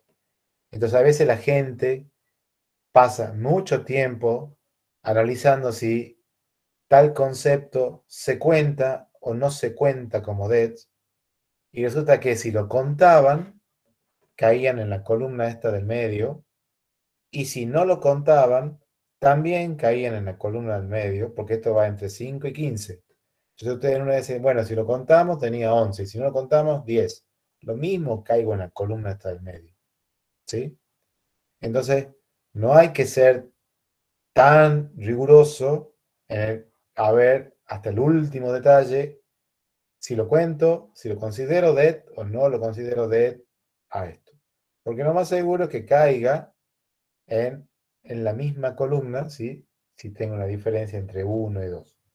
Inclusive fíjense que si ustedes decían, bueno, no, si yo lo contaba, caigo en la columna del medio. Y si no lo contaba, caigo en la primera columna. Pero ustedes tenían que, por ejemplo, la cantidad de FTR era 1, ¿sí? Cualquiera sea los dos casos, la complejidad sigue dando baja, es igual. ¿Está?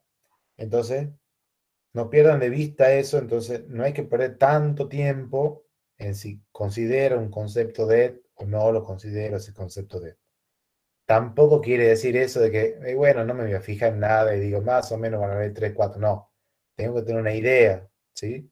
Pero a veces uno dice, ¿y este concepto lo tengo o no lo tengo en cuenta? Bueno, si uno ya ha analizado el resto de los conceptos y uno se fija en la tabla y dice, una vez, si lo tuviéramos en cuenta, caigo en la columna al medio. Y si no, también en el medio. Y bueno, ya está, no importa.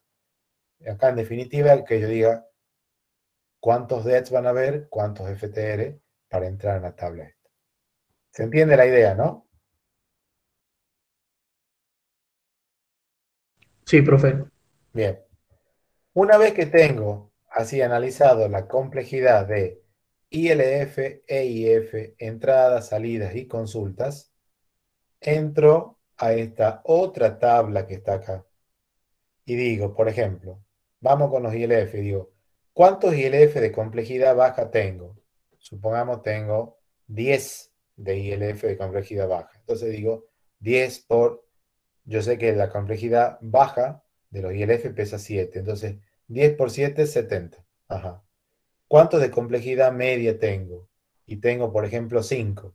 5 por 10, 50. ¿Cuánto de complejidad alta? Y a lo mejor tengo 1. Bueno, 1 por 15, 1.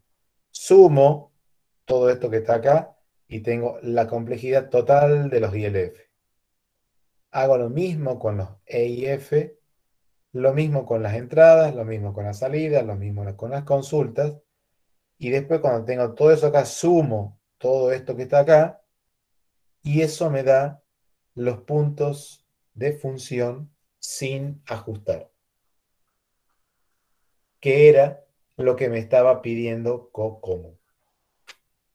¿Sí? Entonces, lo primero que tengo que hacer para entrar a COCOMO es empezar por puntos de función. ¿Sí?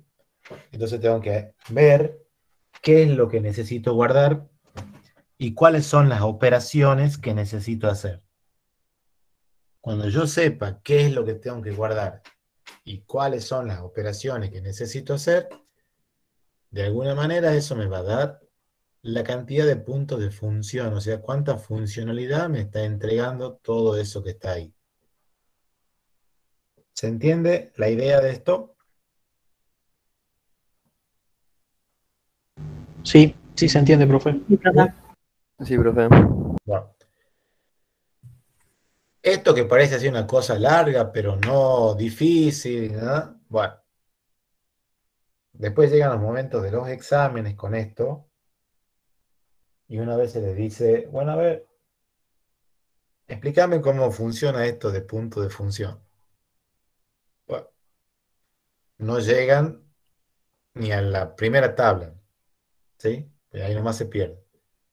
Acá nosotros, con la aclaración también en la materia, a nadie se le pide que se sepa estas tablas de memoria, ¿no? No hay chance de que alguien se acuerde de todo esto de memoria. O sea, ustedes no se tienen que saber esto, la tablita esta de la complejidad de las consultas, de la salida, de las entradas, los IFA, y después cómo se pesa el peso de cada uno. Sí tienen que saber el concepto, ¿sí? Tienen que saber que si tengo que calcular la complejidad a un ILF, ahí aparecen dos conceptos, DET y RED, ¿qué es cada uno? Si tengo que calcular la complejidad a una salida, aparece el concepto de DET y FTR, ¿qué es cada uno? ¿Está?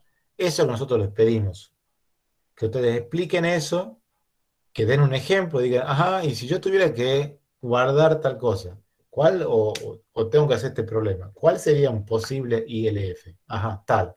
Ajá, y si ese es el ILF, ¿cuáles serían, cómo le hago el cálculo de la complejidad de eso? Y bueno, tengo que tener en cuenta DET y RED. Ajá, ¿y cuáles serían los DETs? Tales. ¿Y cuáles serían los RED? Tales. ¿Sí? Eso que nosotros pedimos que ustedes sepan acá. Y no que simplemente digan, ah, sí, hay un ILF. y nos digan, ajá, ¿y cuál es el ILF? Y no sepan. Después que sepan que el ILF le decimos, ajá, y bueno, ¿y cómo le saco la complejidad al ILF? No sepan. Supongamos que sí, sí, sí, tal, det y red. Y decimos, ajá, ¿cuáles serían los det para ese ILF?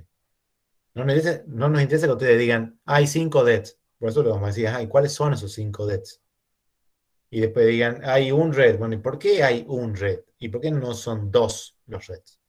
Entonces, eso es lo que a nosotros nos interesa que ustedes sepan de esta parte. ¿Sí? Después, bueno, que cómo se va calculando la complejidad hasta que llego al final de todo y empiezo a cada complejidad multiplicarla por cuánto pesa para tener, digamos, la complejidad total de cada uno de los conceptos. ¿Sí? La cosa es que, bueno, llegamos acá y tenemos los puntos de función sin ajustar. Entonces, por ejemplo, acá les dice, bueno, supongamos que tuvieran, después que hemos hecho todo el análisis, hay 2 entradas de complejidad baja, 3 de complejidad media, una salida de complejidad alta, 2 ILF de complejidad media, 10 consultas de complejidad baja. Supongamos, ¿sí? Ustedes entrarían a esta tabla, completando todos esos valores que están ahí, y eso les daría ahí 75 puntos de función sin ajustar. ¿Por qué se dice que están puntos de función sin ajustar? Porque esto ahora hay que ajustarlos con un factor. Ya, esa es la segunda parte que tiene la métrica esta de punto de función. ¿Sí? Pero por ahora están ahí los puntos de función sin ajustar, que es lo que pide COCOMO para que él pueda hacer el cálculo de la estimación. ¿Hasta acá alguna pregunta, duda, consulta?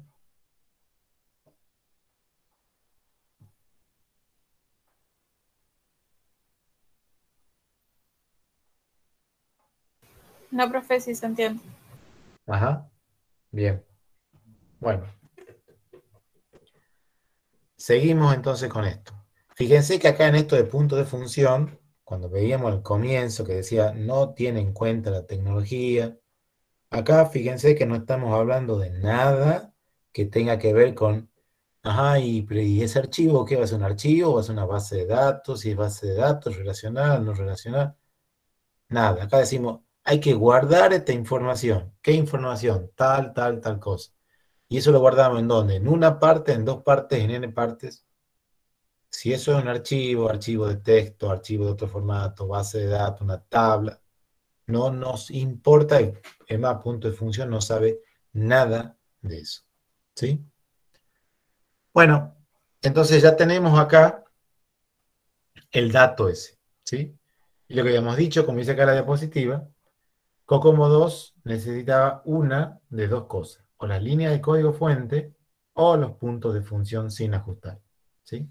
Y lo que hemos dicho, línea de código fuente, como esta tarea la estamos haciendo al comienzo, no hemos escrito una línea de código fuente, entonces no tenemos esa información cuando estamos haciendo esto.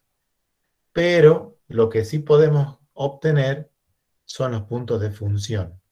Y ustedes dicen, bueno, pero si estamos al comienzo también, ¿cómo haríamos para obtener los puntos de función? Ustedes para que puedan estimar algo, tienen que saber ese algo. ¿Sí? O sea, ustedes, por ejemplo, no puede venir alguien y decirles, preguntarles a ustedes, ¿y cuánto me cobras por pintar? Pues si les hacen esa pregunta, la pregunta que ustedes a continuación harían serían, ajá, ¿pintar qué? Que no es lo mismo que tengan que pintar, por ejemplo, una pared, que tengan que pintar una casa, y si tengo que pintar una pared, no es lo mismo que la pared esté sana a que la pared esté rota. ¿Sí? Entonces, para que ustedes puedan darle a esa persona una idea del tiempo, primero tienen que saber qué es lo que tienen que hacer. Acá de la misma manera, para que ustedes puedan tener una idea de cuánta va a ser la funcionalidad que lo que ustedes quieren hacer, después finalmente se le va a entregar al usuario, y ustedes tienen que de alguna manera tener una idea de qué hay que hacer acá.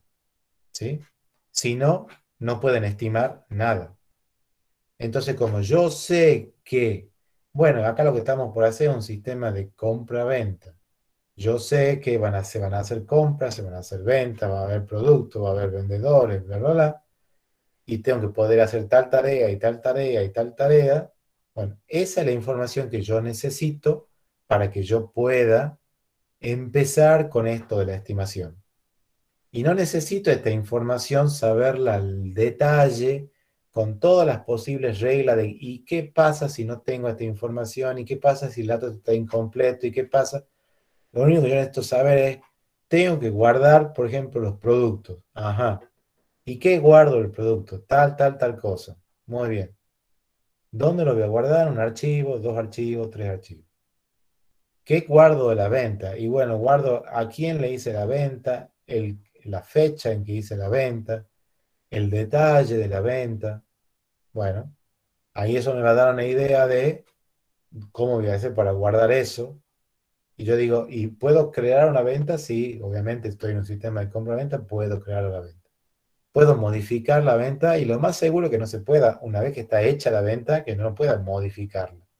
Y puedo borrar una venta y lo más seguro es que una vez que la venta está hecha, no puedo borrarla la venta. Entonces, con respecto a operaciones de mantenimiento de archivos, tengo una sola que es creación de una venta. Y después puedo mostrar las ventas, sí, bueno, entonces eso podría ser una salida o una consulta. Puedo hacer un listado de las ventas del día, del mes, ¿ah? Son otras operaciones de salida o consultas, ¿sí? Puedo buscar una venta, lo más seguro que la búsqueda, en operación de consulta. Entonces, yo de alguna manera sé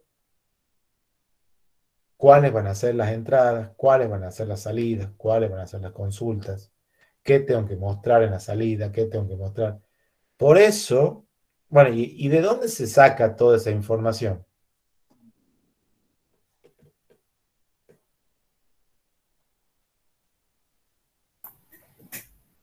Perdón, profe, ¿puede repetir la pregunta? ¿De dónde se saca toda esa información que yo necesito acá para saber cuáles van a ser las entradas, las salidas, las consultas? Puede ser de los requerimientos que me pida el cliente. De ahí sale eso, ¿sí? Por eso, cuando la clase pasada, por ejemplo, eh, así de manera individual, les he ido contando qué han hecho ustedes en el examen, en muchos casos, cuando ustedes tenían que describir, por ejemplo, la operación de listado de algo, a mucha gente le he dicho, ajá, ¿y qué es lo que se muestra en el listado ese? Ustedes no pueden poner solamente, bueno, en el listado de proveedores se muestran los proveedores, porque no da lo mismo del proveedor mostrar el nombre del proveedor y nada más, a que mostrar el nombre del proveedor, el domicilio, la razón social, el quit, ¿está? Entonces, como no da lo mismo mostrar un grupo de datos que otro grupo de datos, ustedes lo tienen que describir a eso, ¿sí? Entonces, si ustedes lo describen a eso, aparte de que después se entiende eso, qué quiere hacer la tarea, eso después les sirve para hacer la estimación, ¿sí? Porque no da lo mismo que ustedes digan, y bueno, tengo que estimar el tiempo que me va a llevar a hacer la tarea esta de listar los proveedores. Si listar los proveedores, ahora tengo que, en lugar de mostrar un dato, tengo que mostrar 20 datos, ¿sí? No es que simplemente yo en vez de, ni me entero porque yo tenía un select asterisco con los proveedores, porque yo eso cuando lo vaya a mostrar, lo tengo que organizar de alguna manera, o en la pantalla, o en un reporte, y cualquiera que haya hecho, por ejemplo, un reporte alguna vez, sabe que no da lo mismo armar un reporte para mostrar por cada entidad 2 datos que por cada entidad 20 datos. No da lo mismo hacerlo ni en un reporte ni en la pantalla, pero tengo que organizar eso para que quede de alguna manera bien, ¿sí? No puedo simplemente ponerlo así, uno al lado del otro, uno abajo del otro, porque después no se entiende nada. Entonces, del único lado que yo tengo para decir, ajá, ¿y cómo es tal operación? ¿Y cómo es tal cosa? ¿Cómo es la característica de esto? Es si eso lo tengo escrito de alguna manera, ¿sí? Y eso puede venir de una especificación de requisitos es que eso esté hecho a toda esa funcionalidad, describiéndola como requisito, describiéndola como caso de uso, describiéndola como historia de usuario. Por esa misma razón, yo le he dicho, ustedes no pueden describir una funcionalidad simplemente diciendo, por ejemplo, como administrador del negocio, quiero poder hacer una venta. Porque no estoy diciendo nada de la funcionalidad ahí. No estoy diciendo qué necesito, qué pasa si no tengo tal cosa. No sé nada.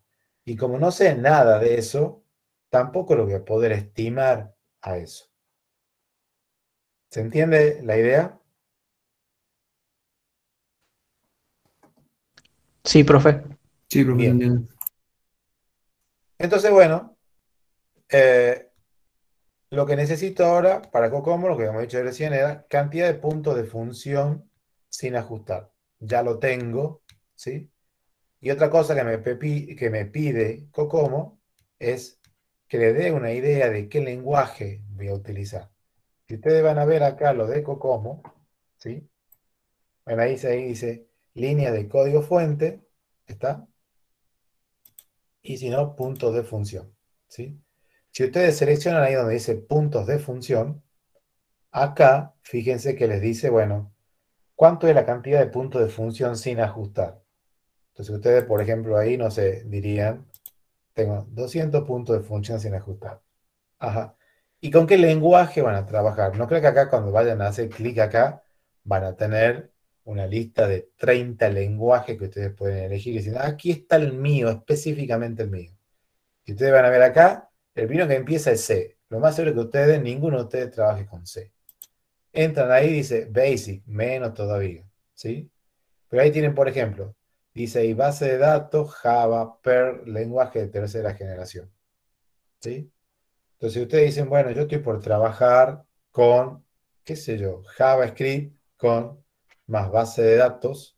No sé si esa base de datos será relacional, no relacional. Bueno, tendré que seleccionarle este que dice acá Database, por ejemplo, o lenguaje de tercera generación, ¿sí? Tengo que dar una idea de con qué tipo de lenguaje estoy por trabajar. No da lo mismo trabajar con un lenguaje que trabajar con otro, ¿sí? Ya saben ustedes. Entonces, una vez que le di esa información, que es la primera parte que está acá, ¿sí? Después de ahí vienen 17 factores que tengo que decirle a Cocomo cuánto vale cada uno de esos factores, ¿sí? Entonces, si ustedes se fijan acá, esos factores tengo 2 acá, 5 acá, otros 2 acá, 6 acá. Bueno, suman, estos son los 17 factores que están acá. Si ustedes toman, ya vamos a ir viendo qué significa cada uno de esos factores, pero supongamos que ustedes toman el primero que está acá, que dice que queda en el nivel de precedencia, y ustedes hacen clic en la lista que está acá, ustedes dicen, bueno, a este factor yo le puedo asignar el valor de muy bajo, bajo, nominal, alto, muy alto, extra alto, ¿sí? Obviamente para que ustedes digan, ajá, ¿qué le asigno a esto? Muy bajo, bajo, nominal. Bueno, para que ustedes puedan asignarle un valor a este factor que está acá, tienen que saber qué significa el factor ese que está ahí, ¿sí? Si no, no van a saber por qué le asignan, qué sé yo, muy bajo, bajo, etcétera, ¿sí? Y si se fijan, todas tienen acá algo que dice nominal, nominal, todas tienen el valor ese nominal, además, de manera predeterminada está puesta nominal. Esto, cuando me voy a adelantar acá un poco bastante a las diapositivas, para que ya vamos a volver acá, para que vean el porqué de esto que está acá. Creo que está acá al final.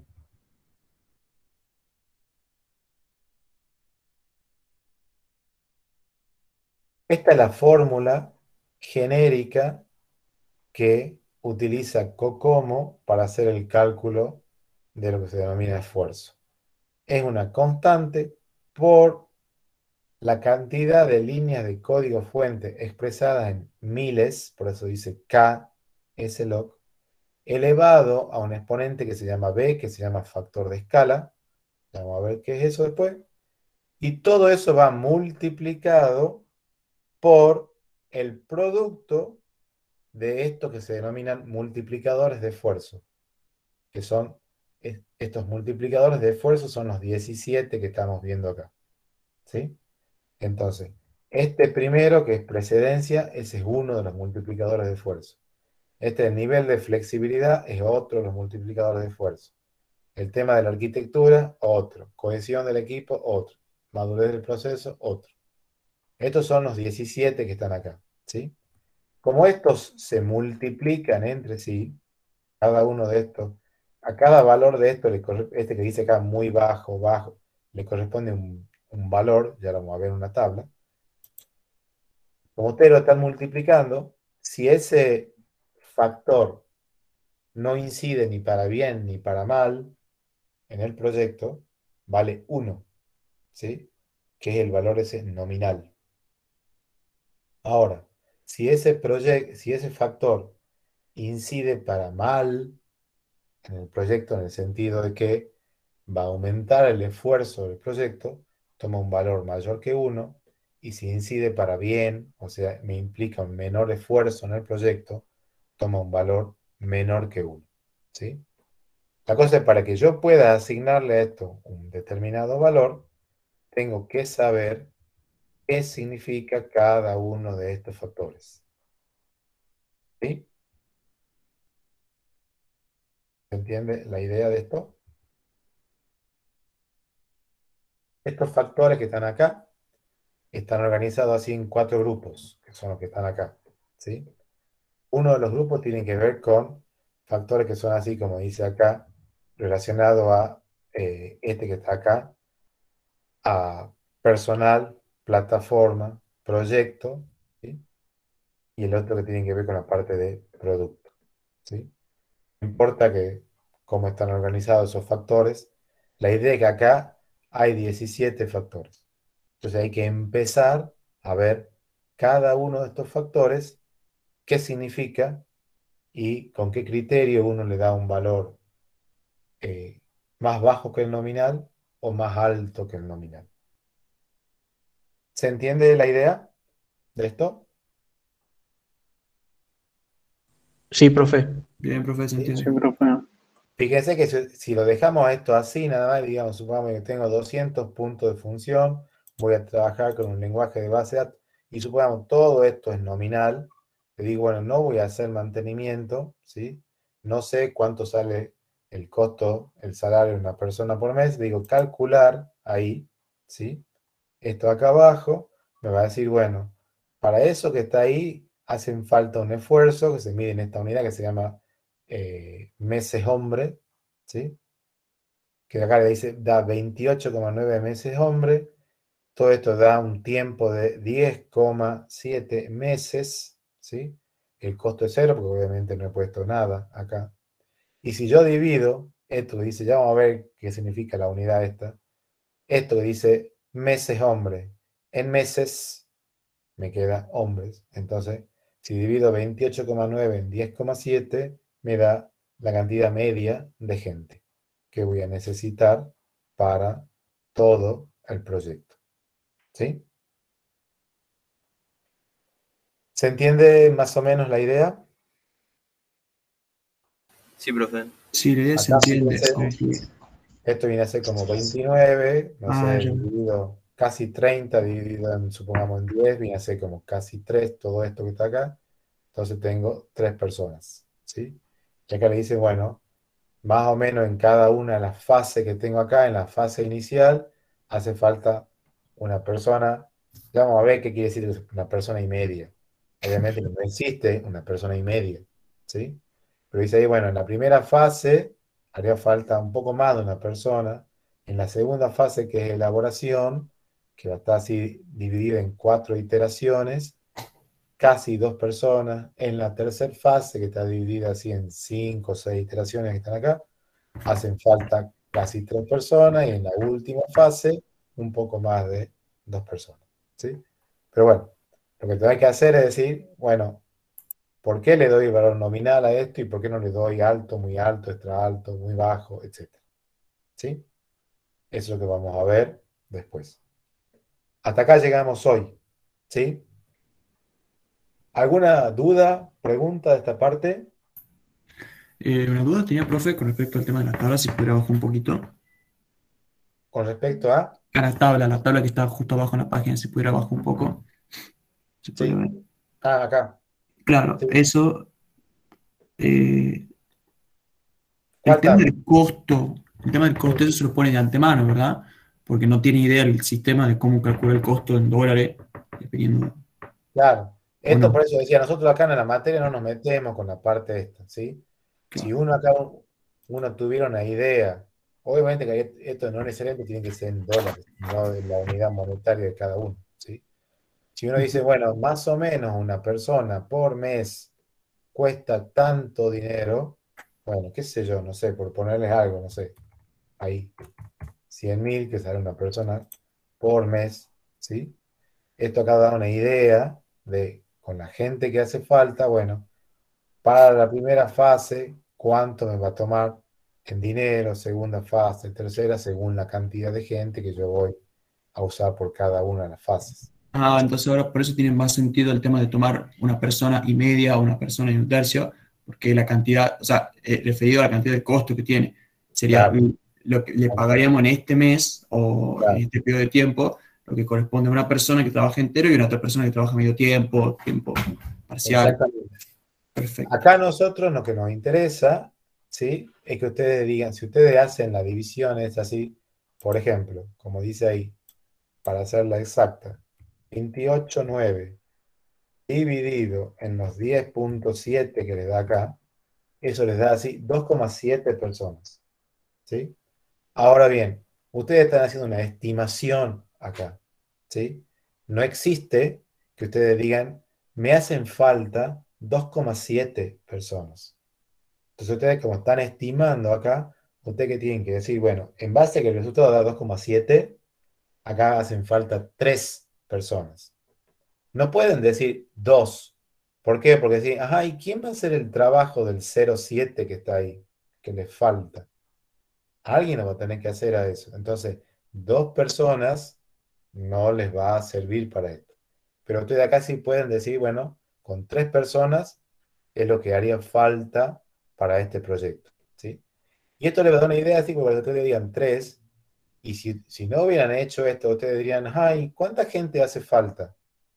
Y uno podría decir, no, bueno, en mi equipo de trabajo somos 10. Y uno está viendo y diciendo, ajá, 10 personas para esto. No, no está, es, es mucho más, digamos, de lo que hace falta, ¿sí? Entonces, eso es la idea de esto que está acá. Que ustedes tengan una idea, es decir, más o menos va a hacer falta tanta gente. Lo mismo que acá que dice ahí meses, 10,7 meses, ¿sí? El 0,7 de un mes, qué sé yo, serán 18 días. Bueno, imagínense, estamos haciendo una estimación, no nos interesa que ustedes digan, ah, bueno, va a hacer falta 10 meses y 18 días y ahí va a estar terminado todo, en 10 meses y 18 días, ¿sí?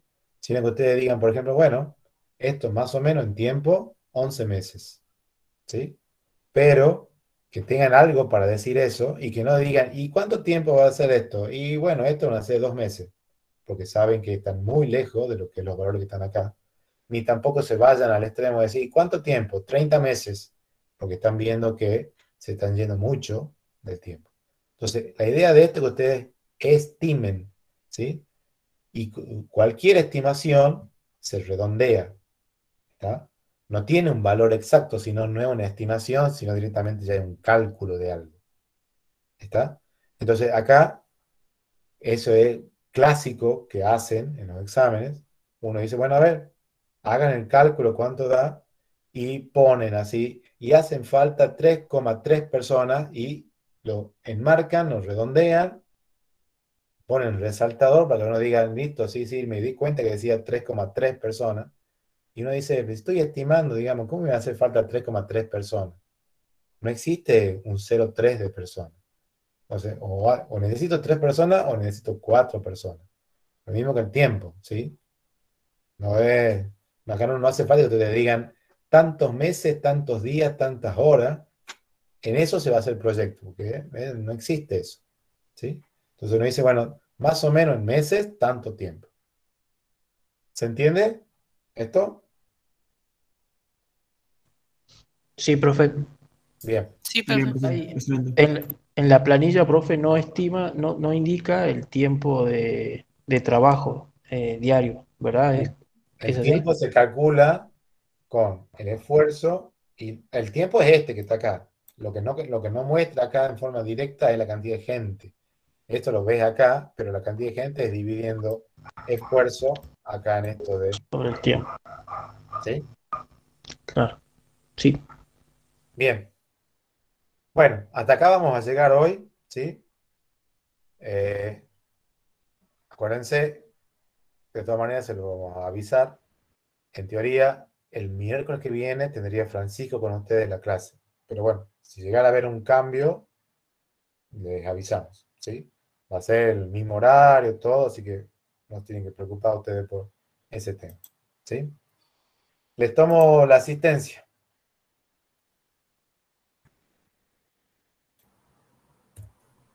Abraham, Presente. Acosta, Presente.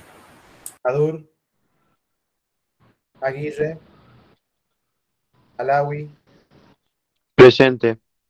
Alfaro, Presente. Aparicio, Presente. Arauz, Presente, profe. Ardiles, Presente. Arnedo, Avellino, Barraza Frías, Barrera, Hassan, Echara, Presente. Bertoni, Presente. Blanco, Presente. Mota, Presente. Bustos Gómez, Presente. Campanelli, Presente.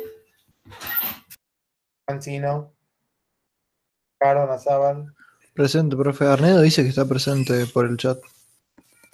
Arnedo. Lo Gracias. mismo Barrera.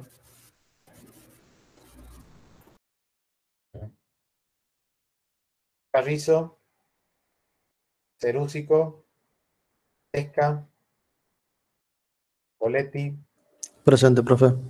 Volque, Conde, Díaz Carlos, Díaz Daniela, Díaz Galván, Presente, profe. Díaz Galván. Tibi, Epstein, Presente, profe. Epstein. Fernández Llanos, Figueroa Félix, Presente, profe. Figueroa Pablo, Profe, Presente. Sesca dice que está presente por el chat. bueno, Frosoni, Gambarte, Presente, profe. García Sergio, Presente, profe. García Paz, Presente, profe. Bonza, Gramajo Facundo, Presente, profe. Gramajo Florencia, Gramajo Paula, Gramichi, Presente, profe. Hormigo, Hormigo presente, profe. Ibrahim, Juárez, Rick, Presente. Lama Zambrano, Presente. López Parisotto, López Sardi. Presente, profe. Ahí está López Parisotto, ¿no? Sí. Madoso, no. Marcaida, Márquez, Martínez, Presente. Mendoza, Presente. Miranda, Monteros, Presente, profe. Morales, Moreno, Presente. Navarro, Presente, profe. Oliva, presente. Orellana, Presente, profe. Ortiz, Presente. Palacios, Paz, Potoliquio, Presente, Potoliquio. Ratti, Remonda, Presente, profe. Reyes, Rodríguez, Valentina, Presente, profe. Rodríguez García, Presente, profe. Romano, Presente, profe. Salinas, Presente. Sánchez, Presente. Santillán Agustina, Presente, profe. Santillán Ana Luz, Presente, profe. Serrano, Cerrillo, Presente. Zoraide, Presente. Soria, Presente. Teruel, Valdés, Presente, profe. Vides, Presente, profe. Villagra, Villalba, Presente, profe. Villarreal, Presente. Zamorano, Celaya, Zurita, Profe, ¿sí? Zurita Ortiz estaba presente, pero se le cortó el internet. Bueno, Profe, yo también cerré sin querer la llamada y no... Y me fui justo antes del presente. Adur ¿quién? soy. ¿Quién? Adur. ¿Adur? Sí. Bueno, ya lo pongo acá. Profe, Frosoni también presente. Bueno.